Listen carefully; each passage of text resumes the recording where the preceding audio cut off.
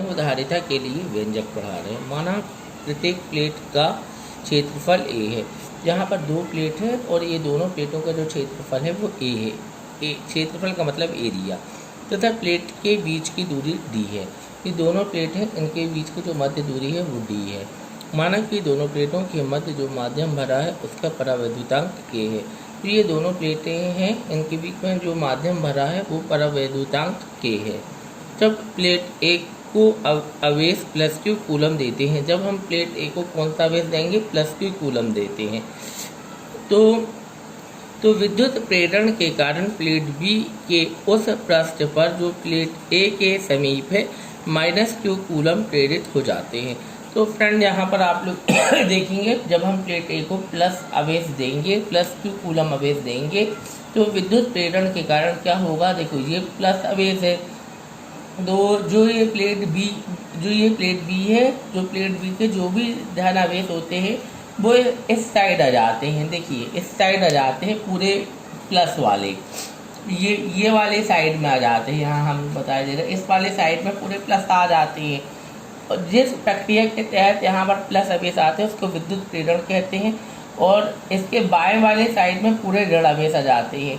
क्योंकि जो ये प्लेट ए के जो धन आवेश है वो प्लेट बी के ऋण आवेश को अपनी ओर आकर्षित करते हैं, जिसके कारण जितने भी ऋण आवेश होते हैं वो प्लेट ए के समीप आ जाते हैं ऋण आवेश, और जो धन आवेश होते हैं वो प्रतिकर्षण के कारण वो इस साइड आ जाते हैं। ये वाली जो साइड आपको दिख रही है, इस साइड जितने भी प्लस आवेश है वो इस तरफ आ जाते हैं, और इस प्रक्रिया को विद्युत प्रेरण कहते हैं। क्योंकि देखिए जो विपरीत प्रकृति के जो आवेश होते हैं वो एक दूसरे को आकर्षित करते हैं। विपरीत प्रकृति के आवेश जैसे धन आवेश है और ऋण आवेश है, ये एक दूसरे को आकर्षित करेंगे, लेकिन जो इसके धन आवेश होंगे इस प्लेट के, वो प्रतिकर्षित होकर बाएं तरफ चले जाते हैं, इस साइड आ जाते हैं। और वो जो बाएं तरफ जो आ जाते हैं वो आ जाते हैं क्योंकि हमने इसका जो कनेक्शन है पृथ्वी से किए हैं, अर्थ किए हैं, इसको हमने पृथ्वी से किए हैं। तो पृथ्वी के जो इलेक्ट्रॉन, पृथ्वी से इलेक्ट्रॉन आकर ऋणात्मक इलेक्ट्रॉन आकर इस धन आवेश को निष्फल कर देते हैं। आया होगा फ्रेंड आप लोगों को ये समझ में।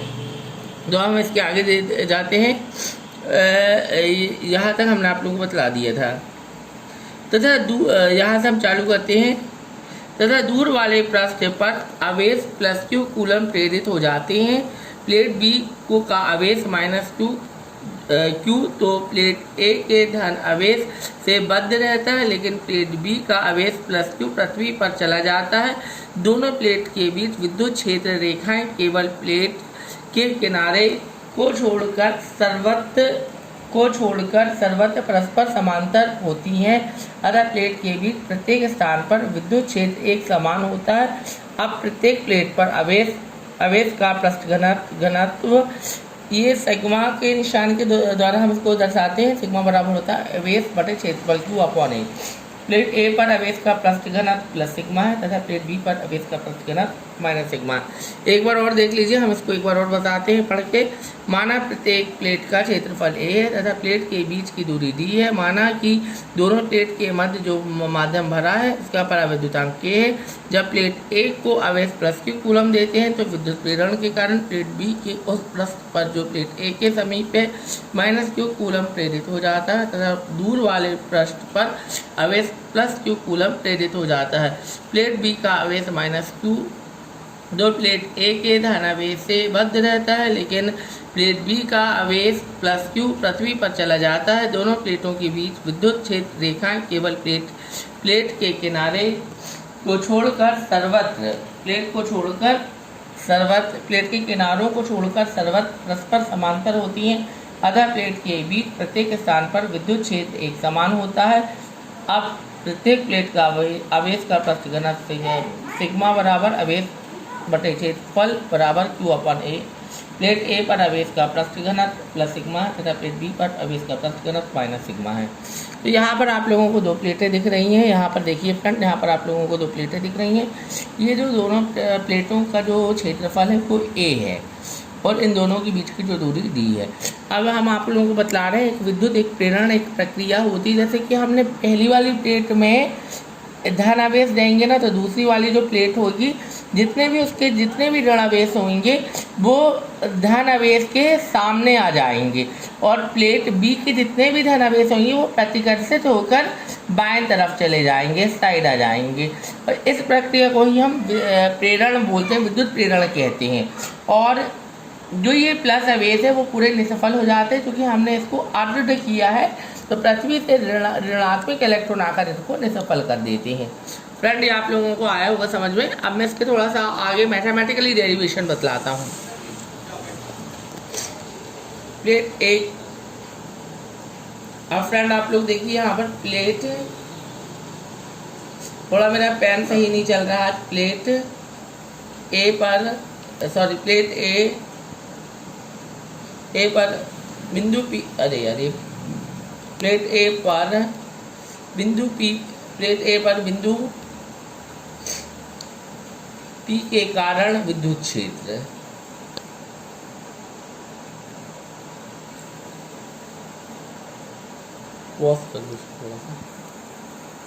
फ्रेंड ये है, हम लिख रहे हैं बिंदु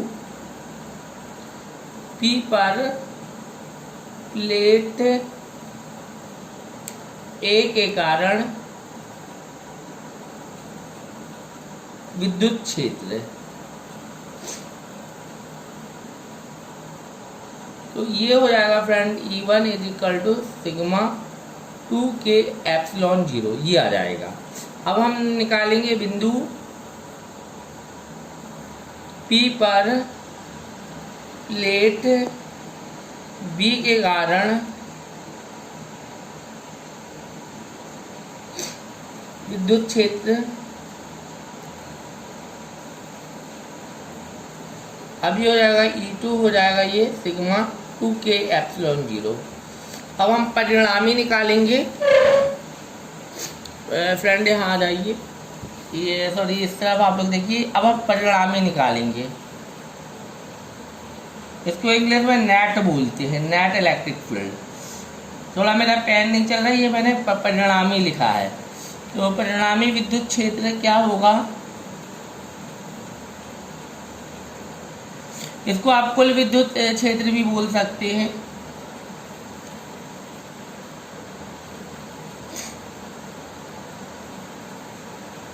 इसको आप कुल विद्युत क्षेत्र भी बोल सकते हैं, परिणामी भी बोल सकते हैं। तो इसको हम ई से प्रदर्शित करेंगे, और ये हो जाएगा हमारा E1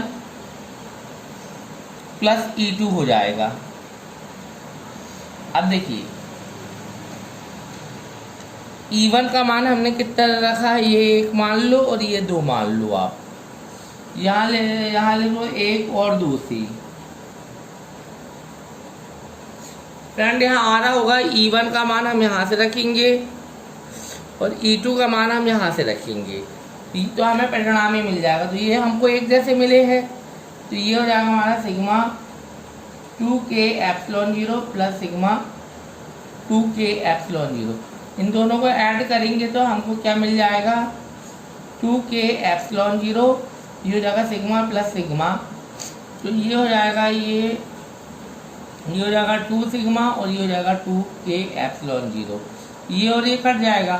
अब देखिए सिग्मा का जो मान होता है वो होता है Q/A होता है। ये हो जाएगा Q/A K एप्सिलॉन 0। ई हो जाएगा हमारा Q/K एप्सिलॉन 0 A हो जाएगा। ये हमारा ई बनेगा कुल मिलाकर। अब हम विभवांतर निकालेंगे। विभवांतर निकालने का एक फार्मूला होता है VA माइनस VB। अब हम विभवांतर निकालेंगे। विभवांतर होता है विद्युत क्षेत्र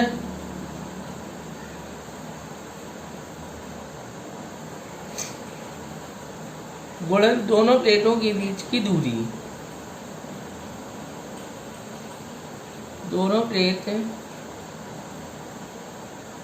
के बीच की दूरी।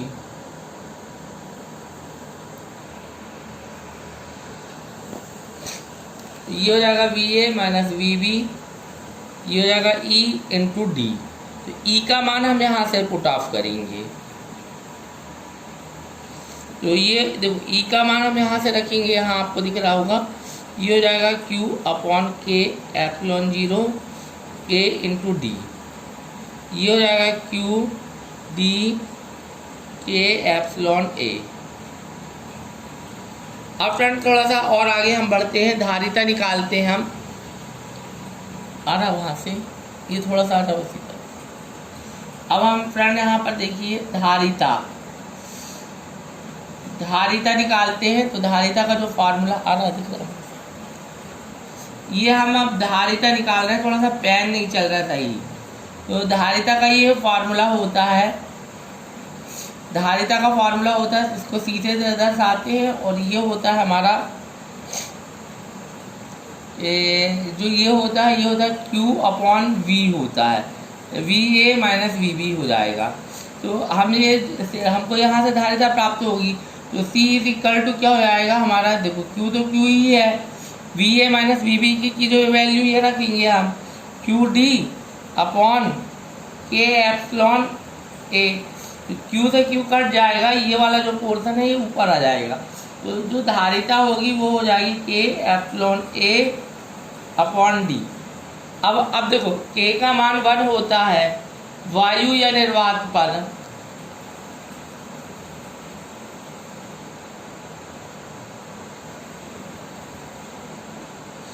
ठीक है, वायु या निर्वात पर, तो C इज इक्वल हो जाएगा epsilon A upon D. Friend ये इसका व्यंजक है और ये बहुत ज़्यादा IMP है, इसको चाहे तो आप लोग बार बार इस वीडियो को देखेंगे तो आपको बहुत अच्छे से ये सारी चीज़ें आ जाएंगी समझ में। मैं चाहता तो इसको और अच्छे से भी समझा सकता था, लेकिन वीडियो और लंबा हो जाएगा और फिर अपलोड करने में और सेव करके रखे रहने में भी बहुत दिक्कत जाती है, क्योंकि अपने यहाँ मेमोरी की बहुत ज़्यादा प्रॉब्लम चलती है। ओके फ्रेंड्स, अब मैं आपको अपना नंबर दे रहा हूँ 8085474851। अगर आपको कहीं डाउट जाती तो इस नंबर में भी आप मेरे से कॉन्टैक्ट कर सकते हैं। Okay friend.